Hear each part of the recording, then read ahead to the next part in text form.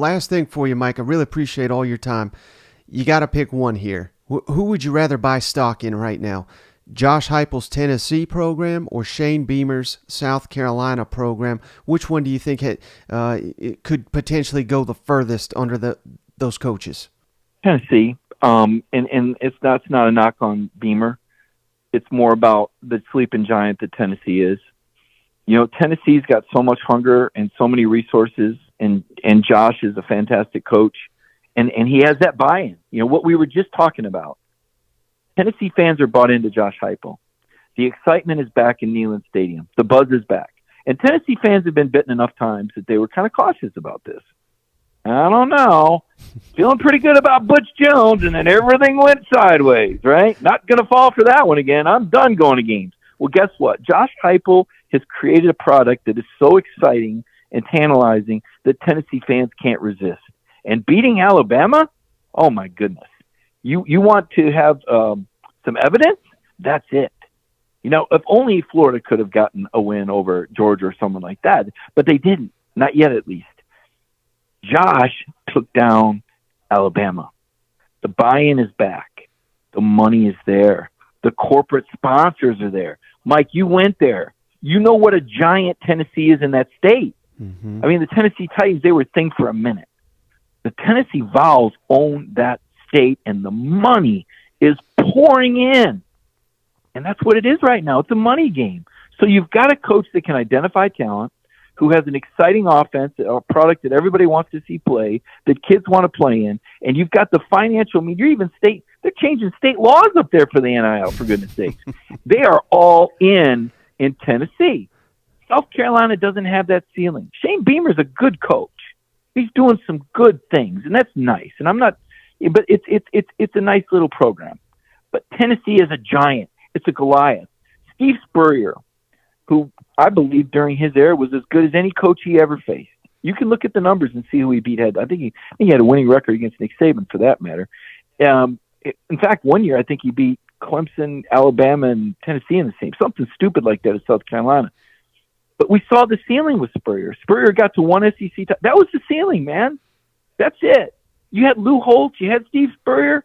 Those two are the greatest coaches of our modern era, and Beamer has done a fantastic job. So I'm not.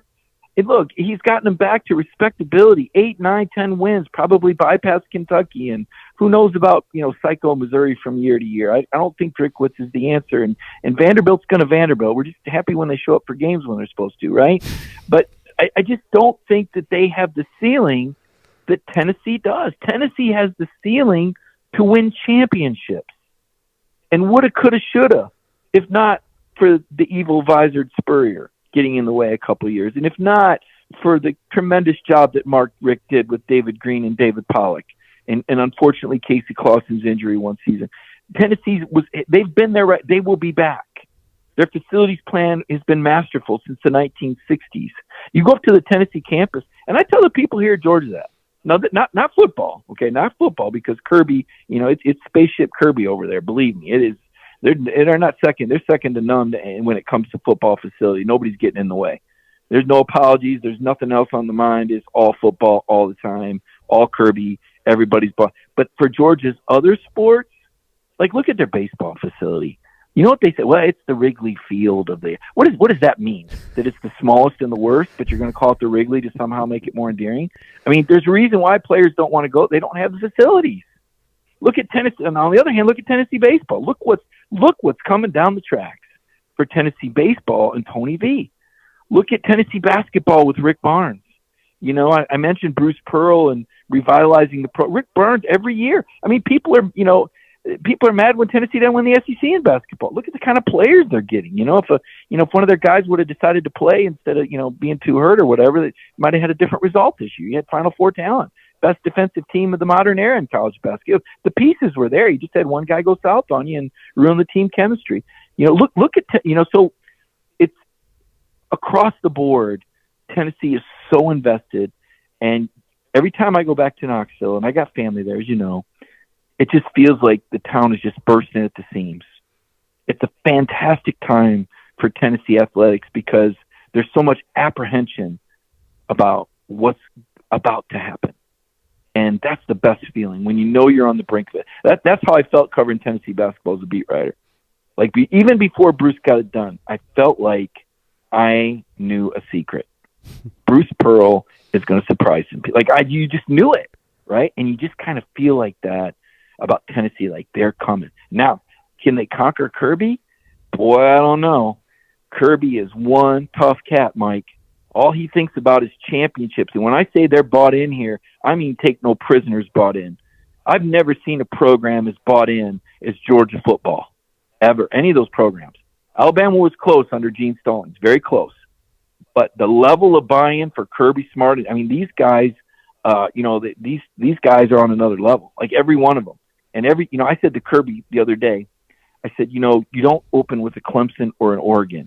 Are you worried that there's not going to be a sense of urgency for the opener? He said, no. He said, these guys practice against the best team in college football every day. Wow. He threw it down. He was right. Right? And they've got and listen, they got two quarterbacks. It's not just me. People, he covers Georgia, he's a home. No, forget it. Take me out of the picture. I just did a story on the Las Vegas Heisman odds. I've never heard of a program having two quarterbacks in the top 20 of the Heisman odds. But they do. You go look it up. It's like, all right, well, whoever's at quarterback at Georgia, I guess, boom. I mean, I've never seen that. That's kind of ridiculous. Neither one of these guys have even started a game. So it's not just me who has confidence in Georgia football and Mike Bobo. And why wouldn't you have confidence in Mike Bobo? I hear some things, Mike, and I'll say this. You didn't ask, but this is just something that I think is laughable. You hear, Mike Bobo, that's really going to hurt him. Is it really? Because when I look in the history books and I say, who is the SEC's winningest quarterback of all time? Do you know who that is, Mike? Off the top of your head, I'm kind of putting you on the spot. Probably Aaron Murray. No, he's the all-time leading passer, and Mike Bobo was his offensive coordinator and quarterbacks coach. What Connor? All-time winningest quarterback at who? Connor Shaw? I don't know. You want to take another guess? Connor Shaw, South Carolina. No, he's South Carolina's winningest quarterback. Winningest SEC quarterback of all time is David Green, who was Mike Bobo's was his quarterback's coach. All-time leading passer in SEC history is Aaron Murray. Mike Bobo, offensive coordinator, quarterback's coach. Richest number one draft pick ever. Quarterback Matthew Stafford, Mike Bobo, offensive coordinator. Highest scoring Georgia team in history. You know what year that was? You're already onto the theme. 2012? 2014 Georgia. Oh, 14. Yeah, okay. Hunter Mason. Yeah. So Hudson Mason was the quarterback for the highest scoring Georgia. Mike Bobo calling the plays in 2014 with a quarterback you haven't heard of. So the guy is pretty proven when it comes to having talent around him. Now, the last few years, Auburn, South Carolina, let's face it, he didn't have a very fast race car. He's back behind the wheel of a Ferrari. He's got a lot of talent, and he's got a really easy schedule the first half of the season. So, bullish on Georgia, certainly through the first half of the season. And then we'll see what happens. I mean, Josh has got a little bit of a rebuild offensively on his hands. Yeah. I don't expect them to be as good, without him. Look, Hendon Hooker's a special guy. Mm-hmm. Special.